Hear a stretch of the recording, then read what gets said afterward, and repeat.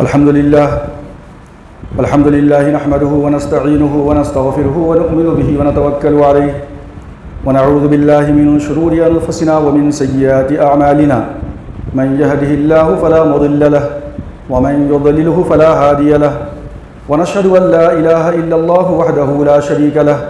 ونشهد أن سيدنا وشفيعنا وحبيبنا ومولانا محمدا عبده ورسوله أما بعد فقد قال الله تبارك وتعالى في القرآن المجيد والفرقان الحميد أعوذ بالله من الشيطان الرجيم بسم الله الرحمن الرحيم وإذ بوأنا لإبراهيم مكان البيت ألا تشرك بي شيئا وطهر بيتي للطائفين والقائمين والركع السجود وأذن في الناس بالحج يأتوك رجالا وعلى كل ضامر يأتين من كل فج عميق ليشهدوا منافع لهم ويذكروا اسم الله في أيام معلومات على ما رزقهم من بهيمة الأنعام فكلوا منها وأطعموا البائس الفقير ثم ليقضوا تفثهم وليوفوا نذورهم وليطوفوا بالبيت العتيق ذلك ومن يعظم حرمات الله فهو خير له عند ربه وأحلت لكم الأنعام إلا ما يتلى عليكم فاجتنبوا الرجس من الأوثان واجتنبوا قول الزور حنفاء لله غير مشركين به ومن يشرك بالله فكأنما خر من السماء فتخطفه الطير أو تهوي به الريح في مكان سحيق ذلك ومن يعظم شعائر الله فإنها من تقوى القلوب لكم فيها منافع إلى أجل مسمى ثم محلها إلى البيت العتيق صدق الله مولانا العظيم وصدق رسوله النبي الكريم ونحن على ذلك لمن الشاهدين والشاكرين والحمد لله رب العالمین۔ بزرگان محترم، عزیز ساتھیو، آپ کے سامنے میں نے سورۃ الحج کی تقریباً ایک رکوع تلاوت کی ہے۔ یہ ایک رکوع اور اس کے بعد کا ایک اور رکوع سورہ حج کا ان دو رکوعوں کے اندر اللہ رب العزت نے مکمل طور پہ سیدنا ابراہیم علیہ السلام کی سیرت اور ان سے متعلق جو چیزیں ہیں، حج کا مسئلہ ہے، قربانی کا مسئلہ ہے، اور کس طریقے سے اللہ تبارک و تعالیٰ کے گھر کی تعمیر ہے اور اس کے اندر توحید کی دعوت ہے اور حج کے لیے لوگوں کو بلانا ہے، قربانی کرنا ہے، اور پھر قربانی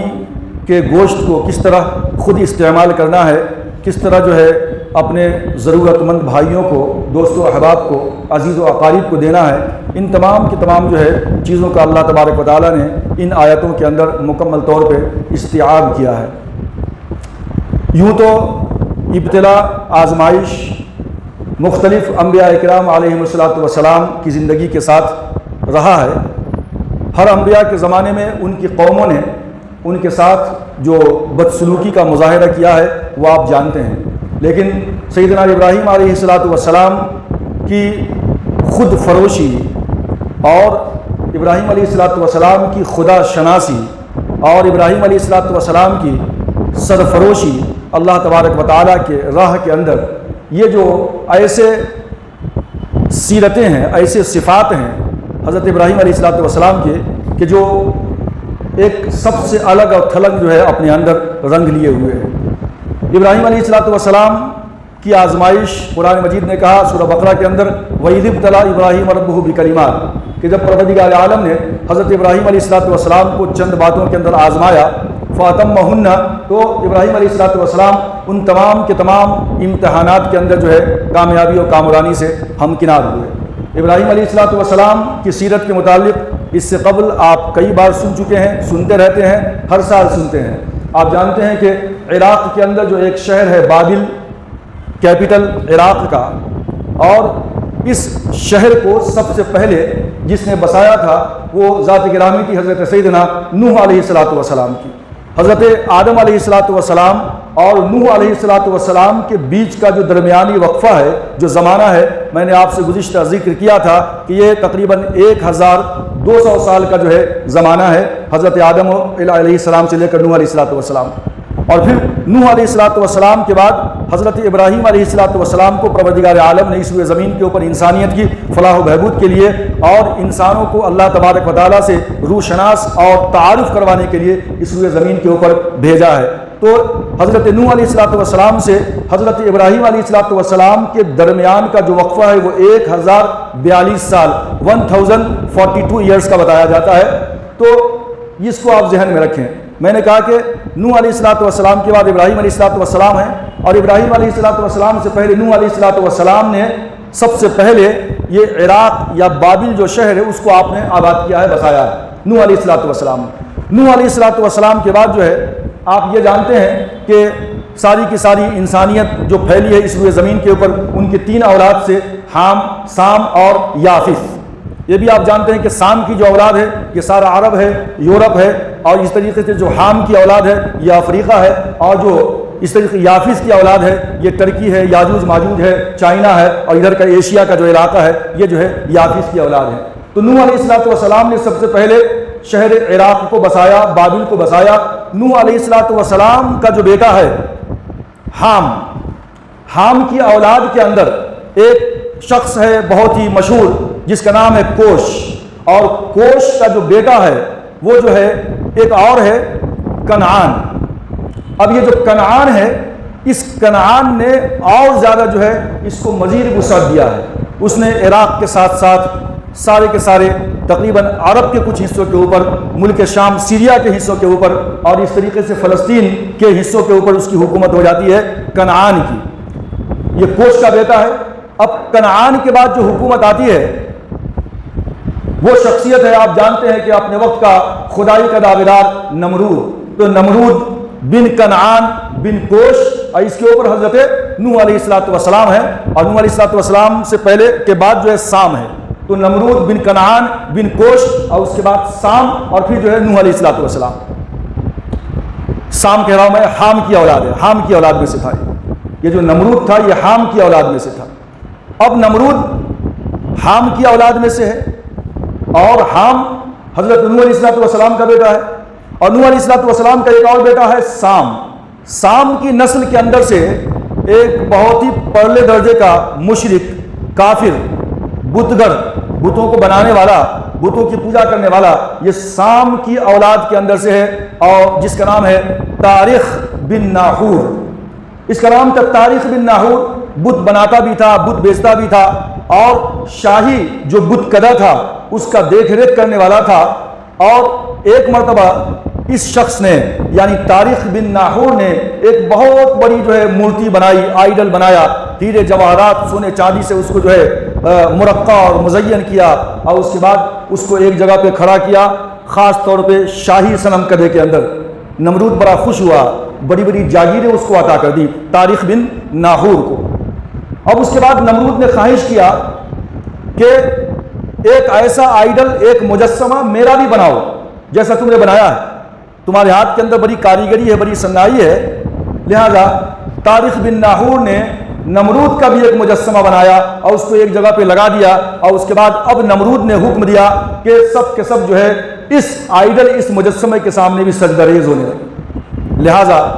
جہاں مورخین نے لکھا ہے کہ حضرت ابراہیم علیہ السلام کی پیدائش جس مقام کوفہ یا شہر یا دیہات جو ار تھا وہاں پہ ہوئی ہے، تو وہاں پہ جو بھگوانوں کی تعداد لکھی ہے تقریباً 5000 کے آس پاس لکھی ہے، جس میں سورج دیوتا بھی ہے، چاند دیوتا بھی ہے، ستارے دیوتا بھی ہیں. اور یہ نمرود کو بھی دیوتا یعنی خدا ہی سمجھا جاتا تھا اور سجدہ کیا جاتا تھا. تو اس طریقے سے ایک بہت بڑی تعداد تھی جو ہے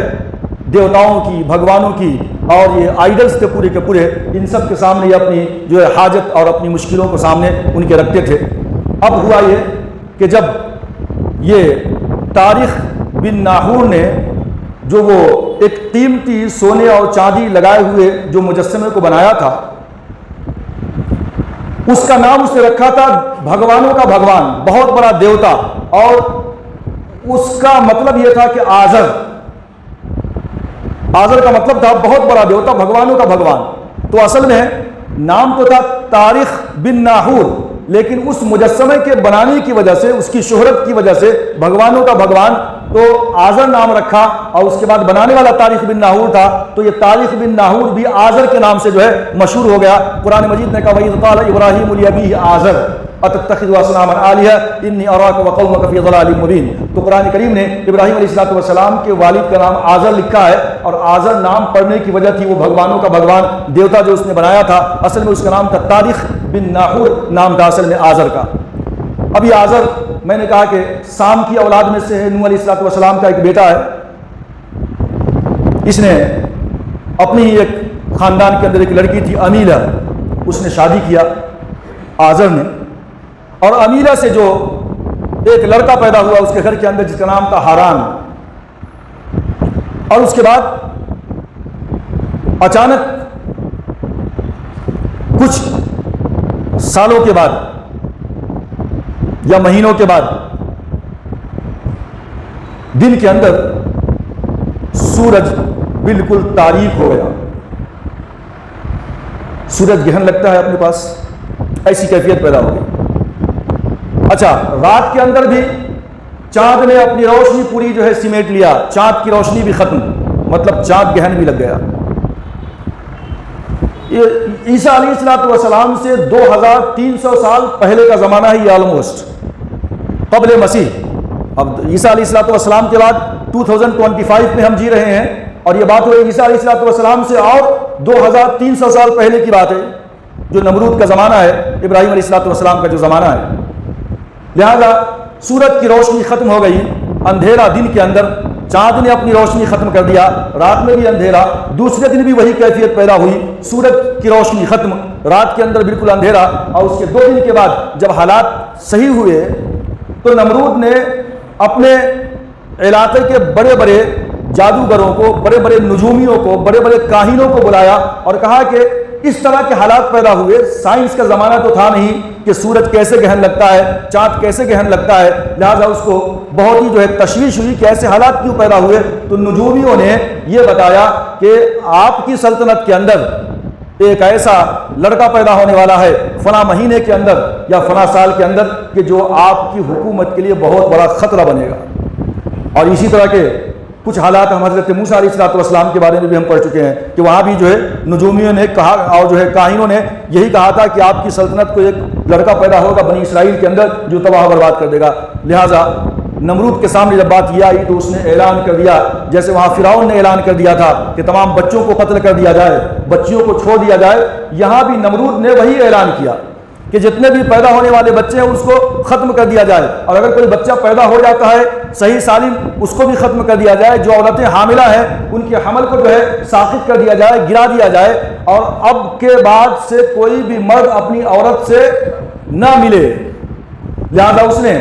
اپنے دربار کو خالی کر دیا، اپنا مقام دوسری جگہ جو ہے اس نے طے کر لیا، اور تمام کے تمام کارندوں کو پورے کے پورے عراق کی سرحدوں کے اوپر بیٹھا دیا کہ کوئی بھی شخص باہر سے اس شہر کے اندر داخل نہ ہونے پائے۔ تمام مردوں کو ایک جگہ بند کر دیا اور تمام عورتوں کو بابل کے اندر بند کر دیا کہ کوئی بھی مرد اپنی بیوی سے ملاقات نہ کر سکے، کیونکہ اگر بیوی اور مرد دونوں اگر ملیں گے تو ظاہر سی بات ہے کہ اس کے بعد وہ بچہ پیدا ہو سکتا ہے اور جو ہماری سلطنت کے لیے خطرہ بن سکتا ہے۔ لہذا ایسا ہی ہوا۔ یہ جو آزر تھا یہ بھی بادشاہ سلامت کے پاس تھا، لیکن بادشاہ سلامت کو کچھ ضرورت پڑی تو آزر کو بھیجا کہ جاؤ بابل کے اندر میرا فلاں کام کر کے آ جاؤ، لیکن خبردار اپنی بیوی سے ملاقات نہ کرنا۔ لیکن دوپہر کے وقت میں بیوی ملنے کے لیے آئی یا بیوی سے ملنے کے لیے گیا، اور خدا کی قدرت یہ ہوئی کہ اسی دوران حضرت امیلہ جو ہے حاملہ ہوئی اور حضرت ابراہیم علیہ السلام پیدا ہوئے ہیں اس کے بعد۔ لیکن یہ جو ابراہیم علیہ السلام پیدا ہوئے ہیں یہ کس طرح پیدا ہوئے، کہاں پیدا ہوئے؟ ہم جانتے ہیں کہ یہ اڑ کے اندر پیدا ہوئے ہیں، لیکن یہ اڑ کے اندر اپنے آپ کو بچانے کے لیے ان کی والدہ چلی گئی تھی۔ جب یہ حاملہ ہوئی تو اپنے آپ کو بچانے کے لیے کہ کہیں یہ لڑکے کا تولد ہوگا تو یہ نمرود تو جو ہے بہت ہی ظلم ڈھائے گا، بچے کو قتل کر دے گا، لہذا آزر نے اپنی بیوی کو بابل سے دور لے جا کر کے ایک غار کے اندر وہ جو اڑ تھا وہاں پہ ان کو چھپا دیا، اور ایک خادمہ ساتھ میں تھی، اور اس کے بعد بہرکیف اللہ تبارک و تعالیٰ نے امیرہ کے بدن سے حضرت ابراہیم علیہ السلام کو جو ہے اس دنیا کے اندر بھیجا۔ اور اس کے بعد تفصیل آگے اور لمبی ہے کہ ابراہیم علیہ السلام بچپنے کے اندر سے ایک عجیب و غریب یعنی ایک عام عادات سے ہٹ کر کے ان کے اندر اللہ تبارک و تعالیٰ نے ذہن اور فطانت 15 مہینے کی عمر کے اندر ایسا محسوس ہوتا تھا کہ آپ کے اندر جو سوچنے کی سمجھنے کی صلاحیت ہے وہ 15 سال کے بچے کی ہے۔ اس طرح کیفیت ابراہیم علیہ السلام کی، اور بعد میں جب حالات ختم ہو گئے، ٹل گئے، نمرود نے چھوڑ دیا سب کو کہ اب کوئی بچہ پیدا ہوا نہیں، لہٰذا اب حالات نارمل ہو گئے، تو اس موقع سے پھر آزر کو پتہ چلا، بیوی نے چھپا دیا، بیوی نے کہہ دیا تھا، وہی چھوڑ دیا تھا بچے کو ابراہیم کو، اور آ گئی تھی اور شوہر سے کہہ دیا تھا کہ جو ہے بچہ تو تولد ہوا تھا لیکن وہ مر گیا۔ لیکن جب حالات نارمل ہو گئے تو بیوی نے آزر کو بتا دیا، اور آزر جو ہے جانے کے بعد پھر اپنے بچے کو لے کر کے یہاں پہ آیا۔ ابراہیم علیہ السلام چلنے پھرنے کے قابل تھے۔ اس کے بعد جو ہے پھر ایک اور لڑکا پیدا ہوا آزر کے گھر کے اندر، جس کا نام تھا ناحور۔ پہلا بیٹا ہاران اور دوسرا بیٹا ابرام، جس کو ہم ابراہیم علیہ السلام کہتے ہیں، اور جو آخری تھا وہ ناحور تھا۔ اب آزر نے یہ کیا کہ اپنے اس کاروبار کے اندر بیٹوں کو بھی شامل کر لیا، چھوٹے چھوٹے بت بناتا، بچوں کو لے کر دیتا کہ جاؤ تینوں بیٹوں کو بازار میں بیچ کر کے آ جاؤ۔ لیکن ابراہیم علیہ السلام کی کیفیت اس وقت بھی کچھ ایسی تھی جو عجیب و غریب تھی۔ ناحور تو کچھ نہ کچھ رقم لا لیتا، ہاران تو کچھ نہ کچھ بیچ کر کے بت کو لا لیتا، لیکن ابراہیم علیہ السلام کہتے ارے اس بت کو کیوں خریدتے ہو جس کے اندر نہ سننے کی طاقت ہے، نہ سمجھنے کی طاقت ہے، نہ کچھ دینے اور لینے کی طاقت ہے، ایسے بت کیوں خریدتے ہو؟ آخر آزر پریشان تھا ابراہیم علیہ السلام کی اس گفتگو سے، بچپنا ہے ابھی، لہٰذا وہ ایوائڈ کرتا رہا۔ لیکن بعد میں ایسا بھی ہوتا رہا کہ ابراہیم علیہ السلام راستے میں آتے آتے اگر کوئی تالاب دکھتا، پانی دکھتا، تو یہ بتوں کو وہ پانی کے اندر ڈبوتے اور نکالتے، بولتے بتا تو بھگوان ہے، تو خدا ہے، تیرے اندر طاقت ہے کچھ، میں ڈباتا ہوں تجھے، باہر نکل۔ اس طریقے سے اب یہ تمام کی تمام باتیں آزر کو معلوم ہوتی تھی۔ اس طرح آہستہ آہستہ ابراہیم علیہ السلام بڑے ہوئے۔ پھر قرآن مجید نے ابراہیم علیہ السلام کی صفات کا ذکر کیا ہے، وَكَذَلِكَ نُرِي إِبْرَاهِيمَ مَلَكُوتَ السَّمَاوَاتِ وَالْأَرْضِ وَلِيَكُونَ مِنَ الْمُوقِنِينَ فَلَمَّا جَنَّ عَلَيْهِ اللَّيْلُ رَأَى كَوْكَبًا قَالَ هَذَا رَبِّي۔ قرآن مجید نے پورا کا پورا تفصیل سے ابراہیم علیہ السلام کو جو آسمان و زمین کن اصولوں کی بنیاد پہ چلتے ہیں، اللہ تبارک و تعالیٰ نے وہ تمام کے تمام راز ابراہیم علیہ السلام کو بتلا دیے۔ چاند کو دیکھا، سورج کو دیکھا، ستاروں کو دیکھا، اور پہلے سمجھا کہ یہ ہمارا رب ہے، لیکن آخری میں آپ نے کہا انی وجہت وجہی للذی فطر السماوات والارض حنیفا وما انا من المشرکین۔ نہ چاند، نہ سورج، نہ ستارہ، یہ کوئی رب نہیں ہے، بلکہ میں جو ہے اس کی طرف اپنے آپ کی توجہ کرتا ہوں، اپنے آپ کو یکسو کرتا ہوں کہ جس نے ستاروں کو، سورج کو، چاند کو، زمین کو، آسمان کو، فطر السماوات والارض حنیفا وما انا من المشرکین، اور میں شرک کرنے والوں میں سے نہیں ہوں۔ تو میرے کہتے ابراہیم علیہ السلام کا امتحان تھا ان کے عقل و شعور کا۔ اس طرح وہاں پہ شرک و بت پرستی عام تھی، لیکن اتنی شرک و بت پرستی کے بیچ میں ابراہیم علیہ السلام نے آنکھیں کھولی، جوان ہوئے، اللہ نے نبوت سے سرفراز کیا، اور نمرود سے مکالمہ اور آتش نمرود کے اندر آپ کا جانا، پھر وہاں سے نکلنا اور بیوی کے ساتھ، بھتیجے کے ساتھ جو ہے سیریا کی زمین کے اندر آنا، فلسطین کے اندر جانا، مصر کے اندر وہ بادشاہ سے بات چیت، اور بادشاہ کا آپ کی بیوی کی طرف جو ہے غلط نگاہوں سے جو ہے آگے بڑھنا، یہ تمام کے تمام واقعات آپ کے سامنے پہلے آ چکے ہیں۔ اللہ تبارک و تعالیٰ نے ابراہیم علیہ السلام کو سارہ سے، جو ان کی بیوی تھی، جو ظاہر سی بات ہے کہ مصر کی یعنی ان کی چچا جان بہن تھی، ان سے کوئی اولاد نہیں تھی، لیکن جو بعد میں آپ نے ہاجرہ سے شادی کیا ہے تقریباً 80 کراس کرنے کے بعد، تو اللہ تبارک و تعالیٰ نے حضرت اسماعیل علیہ السلام کو آپ کے دامن کے اندر ڈال دیا۔ اسماعیل علیہ السلام اور اس کے بعد حضرت سارہ کو بھی اللہ نے جو ہے لڑکا عطا کیا، وہ حضرت اسحاق علیہ السلام۔ آپ کے سامنے بات آ چکی ہے کہ اسحاق علیہ السلام کے خاندان میں یعنی پورا کا پورا نبوت کا ایک سلسلہ چلتا ہے، یعقوب علیہ السلام، اور جو ہے پھر اس کے بعد ان کے بیٹے یوسف اور پھر موسیٰ اور عیسیٰ، یہ تمام کی تمام نبوت کا سلسلہ اسی کے اندر۔ لیکن اسماعیل علیہ السلام کو اللہ تبارک و تعالیٰ کے حکم سے بچپنے کے اندر جب آپ شیرخوار بچے تھے تو حضرت ہاجرہ اور حضرت اسماعیل علیہ السلام کو ابراہیم علیہ السلام نے مکہ کے لقرق صحرا کے اندر چھوڑ دیا تھا، اور پھر وہاں پہ جو بچہ بھوک سے یا پیاس سے جو بلکتا ہے، جبریل امی کا آنا، اپنے پر کو مارنا، اور پھر وہ زمزم کا نکلنا اور پانی کا جو بہنا، حضرت ہاجرہ کا زم کہہ کے روکنا، مطلب ٹھہر جا، وہ پانی رک گیا، تو اللہ تبارک و تعالیٰ نے وہاں پہ پانی کا انتظام کیا۔ اب اس کے بعد جب بچہ جوانی کی دہلیز پہ قدم رکھنے لگا، 13 سال کی عمر کو پہنچا، اور جب باپ کے لیے گویا کہ ایک سہارا بننے کی پوزیشن میں وہ آ گیا،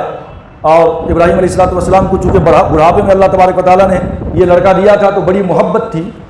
اللہ تبارک و تعالیٰ نے پھر سے ایک بار آزمانا چاہا کہ دیکھیں ابراہیم کے دل کے اندر اپنے بیٹے کی زیادہ محبت ہے یا میری محبت ہے. تو 13 سال کی جب عمر ہوئی تو اللہ تبارک و تعالیٰ نے خواب بتلایا ابراہیم علیہ السلام کو. مسلسل 3 دن تک خواب آتے رہے کہ میں جو ہے خواب میں دیکھتا ہوں انی ارا انی اذبحک فانظر ماذا تری، کہ میں جو ہے خواب یہ دیکھ رہا ہوں کہ میں تجھے ذبح کر رہا ہوں، بتاؤ تمہاری کیا رائے اس سلسلے کے اندر. اسماعیل علیہ السلام نے جواب دیا کہ آپ جو ہے کر گزریے.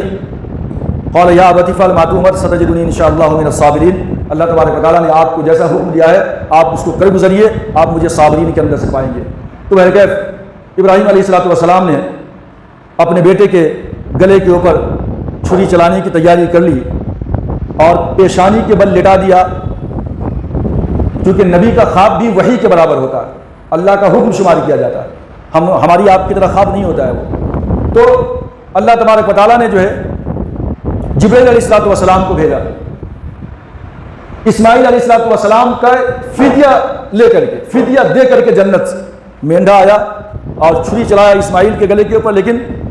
چھری جو ہے چلتی ہے وہ مینڈھے کے اوپر. جبرائیل علیہ السلام بڑی تیزی کے ساتھ آئے، جب جو ہے پیشانی کے بل لٹایا اور بس تیاری کر رہے تھے چھری چلانے کی. جبرائیل علیہ السلام نے سوچا کہ کہیں ایسا نہ ہو کہ اپنے بیٹے کو جلد بازی میں ذبح کر دیں، لہٰذا فوراً آیا اور کہا کہ ہم جو تکبیر کہتے ہیں اللہ اکبر لا الہ الا اللہ واللہ اکبر وللہ الحمد. آج 9 تاریخ ہے اور 9 کی فجر سے یہ تکبیر شروع ہو جاتی ہے، جس کو ہم جو ہے تکبیر تشریق بھی کہتے ہیں. اور 9 10 11 12 13 یہ 5 دن جو ہوتے ہیں اس کو ایام تشریق کہا جاتا ہے، آپ جانتے ہیں. تو تکبیر تشریق کیا ہے؟ یہ تکبیر تشریق وہ ہے کہ جس وقت اللہ کا پیارا لاڈلا نبی اپنے بیٹے کے گلے پہ چھری چلا رہا تھا یا چلانے ہی والا تھا کہ جبریل امین تشریف لائے جنت سے، حضرت اسماعیل علیہ السلام کے فدیہ لے کر، مینڈھا لے کر کے آپ آئے اور آپ نے آواز لگائی. جبرائیل علیہ السلام نے کیا آواز لگائی تھی؟ اللہ اکبر اللہ اکبر. جب جبرائیل علیہ السلام نے آواز لگائی اللہ اکبر، ابراہیم علیہ السلام فوراً متوجہ ہوئے، آواز کو سنا. جبرائیل علیہ السلام حاضر ہیں،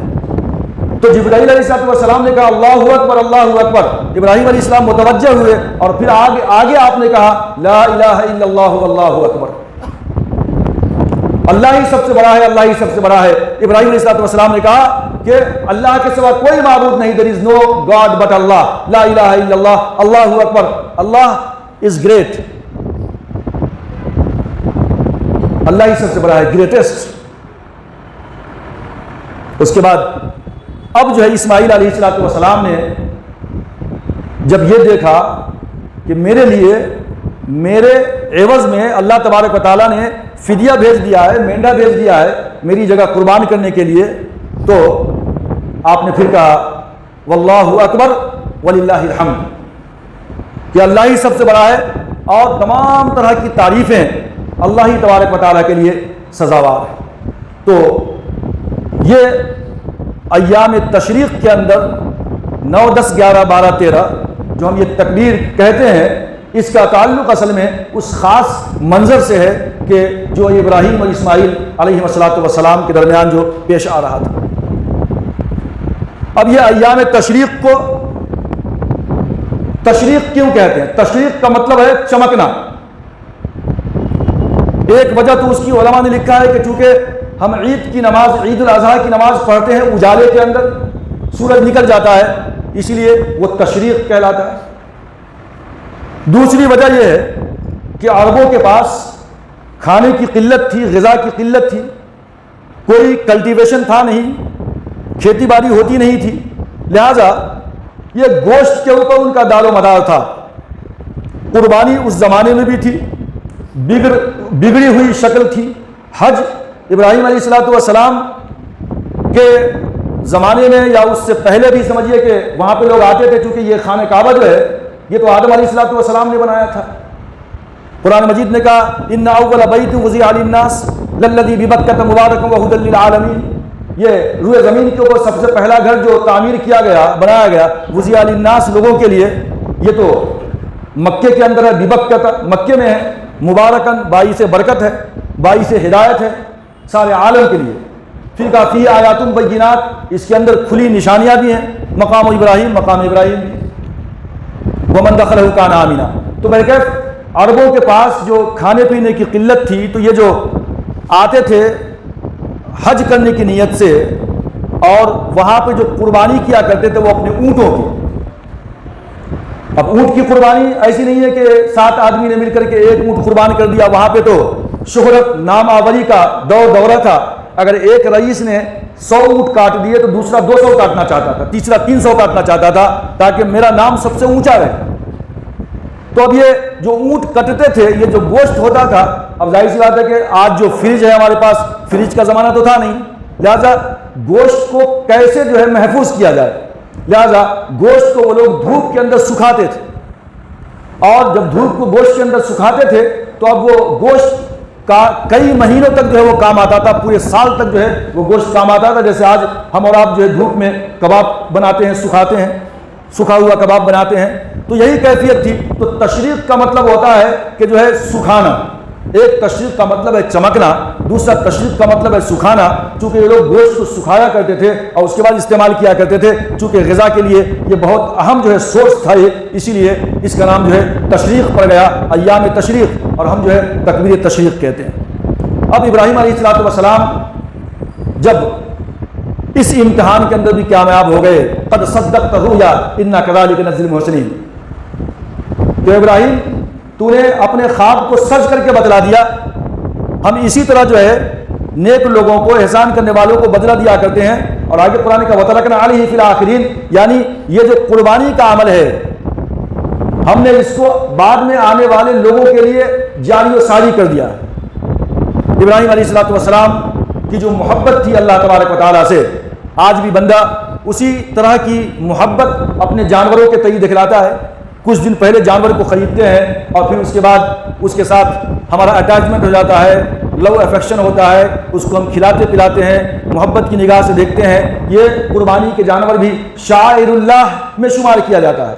وَمَن يُعَظِّمْ شَعَائِرَ اللَّهِ، اور جو شخص شاعر اللہ کی تعظیم کرے، صفا ہے، ان الصفا والمروہ من شعائر اللہ، صفا مروہ بھی اللہ کے شاعر کے اندر سے ہے، قربانی کے جانور بھی اللہ کے شاعر کے اندر سے ہے۔ میدان عرفات اللہ کا شاعر ہے، مینا کے اندر قیام اللہ کا شاعر ہے، مزدلفہ میں قیام اللہ کا شاعر ہے، خانہ کعبہ میں طواف اللہ کا شاعر ہے، خانہ کعبہ کی یہ منزل پورا کا پورا حرم یہ اللہ کے شاعر ہیں۔ اور شاعر کیا ہے؟ یہ شعیرہ کی جمع ہے، جس کا مطلب ہوتا ہے فیلنگز،